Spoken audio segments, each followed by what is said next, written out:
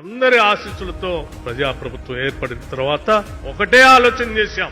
అటు ముఖ్యమంత్రి గారు కానీ లేకపోతే యావత్ కేబినెట్ కానీ ఒకటే ఆలోచన, ఈ రాష్ట్రంలో ఉన్నటువంటి యువత ఆశలను నెరవేర్చాలి, వారి కోరికలు నెరవేర్చడమే మన ముందున్నటువంటి ఏకైక సంకల్పం అని అనేక అడ్డంకులు కల్పించినప్పటికి కూడా పబ్లిక్ సర్వీస్ కమిషన్ ప్రక్షాళన చేసి గ్రూప్ 1 పరీక్షలు నిర్వహించి ఒకటేసారి ఇక్కడే గ్రూప్ 1 పరీక్షల ద్వారా సెలెక్ట్ అయిన వారందరికీ నియామక పత్రాలు అందించాం. ఈ రోజు గ్రూప్ 2 నియామక పత్రాలు అందిస్తా ఉన్నాం. ఈ రాష్ట్ర యువత పట్ల ఈ రాష్ట్ర ప్రభుత్వానికి ఉన్నటువంటి నిబద్ధత సంకల్పమే ఈ రోజు రాష్ట్రంలో అనేక రాజకీయ పార్టీలు అడ్డంకులు కల్పించడానికి అనేక ప్రయత్నాలు చేసినప్పటికి కూడా మాకు చిత్తశుద్ధి సంకల్ప బలం ఉంది కాబట్టి ఆ అడ్డంకులన్నింటినీ కూడా తట్టుకొని ఎదుర్కొని అనేక కేసులు ఉంటే కూడా కోర్టులో వాదించి మీకోసం ఈ ప్రభుత్వం నిలబడ్డదని చెప్పడానికి నేను చాలా గర్విస్తాను.